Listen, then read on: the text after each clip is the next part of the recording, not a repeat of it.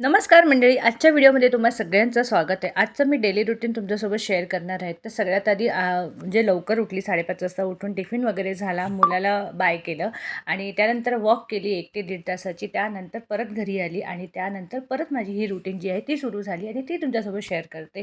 तर मुलाचा टिफिन तर झाला होता. आज गार्गीला खूप इच्छा झाली होती की मला साबुदाण्याची खिचडीच खायची आहे आणि तिचं कालपासूनचं रडगाणं सुरू होतं. त्यामुळे म्हटलं चला आज तिच्या आवडीचंही बनवायचं. कधी-कधी मुलांच्या आवडीचंही आपण ऐकायचं असतं आणि तसं बनवून द्यायचं असतं. कारण की रोज आपण आपल्या हिशोबाने देत असतो, की हे भाजी चपातीच खा, पराठाच खा, असंच खा. कधी-कधी त्यांचंही सही. तर मी तिथे बटाटे छान उकडायला म्हणजे तेलावर परतले, ते थोडं शिजू द्यावे त्यासाठी झाकून ठेवलेलं होतं आणि तोपर्यंत म्हटलं चला बाकीचं घर आवरून घेऊया. कारण की आपलं घर कितीही आवरा ते काही ना काही पसारा असतंच. म्हणून मी सकाळी म्हणजे आवरत नाही, त्याला सार करते आणि मी पहिलं माझ्या कामासाठी निघून जाते. म्हटलं हे कामं तर आपली ठरलेली आहेत, ती आरामात करूच. तर सोफा वगैरे आधी नीट व्यवस्थित क्लीन करून घेतला. ते झालं तोपर्यंत परत तिथे साबुदाणा आहे तो टाकून घेतला त्याच्यामध्ये आणि परत ते थोडंसं शिजायला ठेवलं. तोपर्यंत म्हटलं आता आपण बेडरूम आवरूया. तर बेडरूम किंवा हॉलमध्ये सगळ्यात आधी आपण गेलो की सगळ्या खिडक्या, दरवाजे ओपन करून घ्यायचे असतात. कारण की जेवढी मोकळी हवा आपल्या घरामध्ये येईल तेवढं चांगलं असतं. तर मी हे सगळे तसंच करते आणि सेफ्टी डोअरसुद्धा ओपन करून ठेवते. जेणेकरून जेवढं काही छान वाटेल असं फ्रेश वाटलं पाहिजे सकाळच्या वेळी, असं मरगळ असता कामा नये. त्यासाठी बाकी जे काही अंथरूण-पांघरूण घडी करायची आहे ते सगळं करून घेतलं आणि जरा लक्ष गेलं ते, की अरे आपलं बेडरूम जरा जास्तच घाण वाटतंय. तर आज त्याला कसंही करून साफ करायचं आहे हे ठरवलं आणि सगळे मग उशांचे कव्हरं हे सगळं काढून धुवायला म्हणजे छान गरम पाण्यामध्ये भिजत टाकते.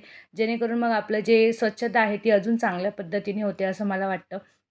त्यामुळे आपले टॉवेल्स असेल, चादरी असेल, हे जर अर्धा 1 तास मस्त गरम पाण्यात भिजत टाकले ना, की ते छान मुरतात सुद्धा आणि स्वच्छसुद्धा होतात मशीनमध्ये.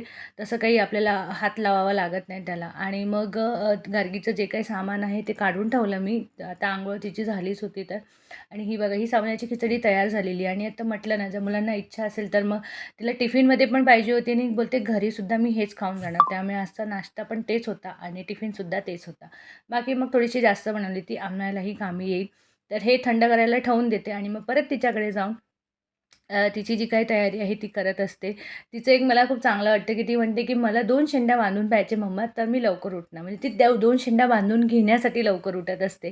तिला सांगून ठेवलं, "तू लवकर उठली तरच बांधून देणार, नाहीतर नाही." पण ती बिचारी आवर्जून उठते, की "हां, आता मी लवकर उठली ना, आता मला बांधून दे." म्हणून रोजचं आमचं हे ठरलेलं असतं आणि अशी तिची छान शाळेची तयारी वगैरे झालेली आहे. शांततेने करून घेते.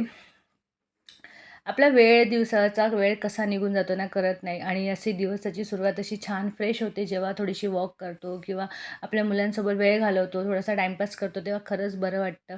आणि तिला तिखा लागला होता. ती सांगते, "मम्मा तिखा झालाय" आणि थोडासा वेळ ती कार्टून वगैरे बघते आणि मग ती घरात म्हणजे नाश्ता वगैरे करून घेते. तेवढंच त्यांना रिलॅक्स वाटतं. नाहीतर आपण सतत बडबड करत राहिलो ना, तर ती इरिटेट होते आणि बोलते, "मम्मा मला टीव्ही बघायची आहे." म्हणून ठीक आहे. त्यांची रुटीनही त्यांच्या हिशोबाने थोडीशी झाली पाहिजे. आणि तिला मग स्कूलमध्ये सार केलं आणि थोडंसं डीमार्टमधून 1-2 वस्तू आणायच्या त्याही घेऊन आली आणि आत्ता इथे खरी सुरुवात होते ती कसरत आपली जी सफाई आहे ती. तर सगळ्यात आधी मी हा झोका वगैरे वर बांधून घेतला आहे कारण की आता जे पावसाळा तर संपलेला आहे. सगळे रेनकोट मी धुवून ठेवलेले आहेत आणि आता ते सगळे भरून ठेवण्याचं काम आहे. तर छत्र्या, रेनकोट सगळं पिशवीमध्ये पॅक करून घेतलं आणि इथे ठेवले. हा एक माझा खूप मस्त असा स्टोरेज आहे.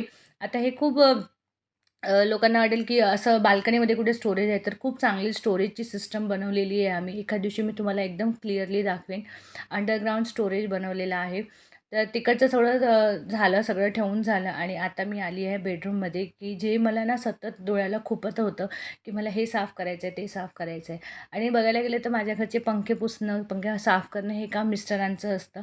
पण आपल्याला माहिती आहे तर कधी त्यांना वेळ नाही आहे त्यामुळे आपण हे करायचेच आणि जेव्हा आपल्या डोक्यात एखादी गोष्ट जाते ना, की नाही आता हे मला करायचंच आहे, तेव्हा आपण कधीच कोणाची वाट बघत नाही. आपण ते काम करायला सुरुवातच करतो. आणि क्लिनिंग करताना आता हा दसरा, दिवाळी आहे त्यामुळे आपण ही क्लिनिंग तर करणारच आहोत, करतच असतो. पण क्लिनिंग करताना एक गोष्ट नक्की लक्षात घ्या, की एकाच दमाने सगळं करायला जाऊ नका. त्याचा परिणाम तुमच्या शरीरावर होतो. आपण एक दिवस खूप जोमाने काम करतो आणि दुसऱ्या दिवशी जर शांत बसून राहिलो किंवा आपल्याच शरीराला त्याचा त्रास होतो. त्यामुळे ना खूप बेताबेताने करा. मी बघायला गेलं तर आज फक्त बेडरूम साफ केली. त्यानंतर हळू मी माझे पुढचं जे काही आहे ते क्लीन करेन. मला तसं किचनही क्लीन करायचं आहे, पण किचनमध्ये काही काम होणार आहे, त्यामुळे मी थांबलेली आहे. तर हा एक आमचा साईड टेबल आहे आणि साईड टेबल कम डायनिंग टेबल कम स्टडी टेबल सगळं सगळं एकत्रच असतं आपल्या घरामध्ये. कधी-कधी असं वाटतं, की आपण ना ह्या सगळ्या गोष्टींची जागा थोडीशी बदलावी. पण कधी असं होतं ना, की आपण जागा बदलली तर आपण जे कन्व्हिनियंटली जे करत असतो किंवा एखादी गोष्ट तिथे जी असते आणि ती सतत आपल्याला लागणारी असते, तर ती तिकडून निघून जाते. त्यामुळे कधी-कधी जागा बदलणं पॉसिबल होत नाही.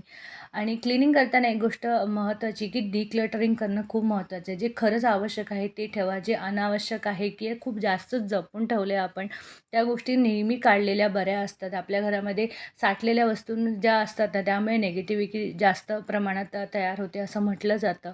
त्यामुळे जितकं स्वच्छता, जितकं नीटनेटकेपणा, सुटसुटीतपणा जेवढा आपल्या घरामध्ये असेल ना, तो कधीही चांगला.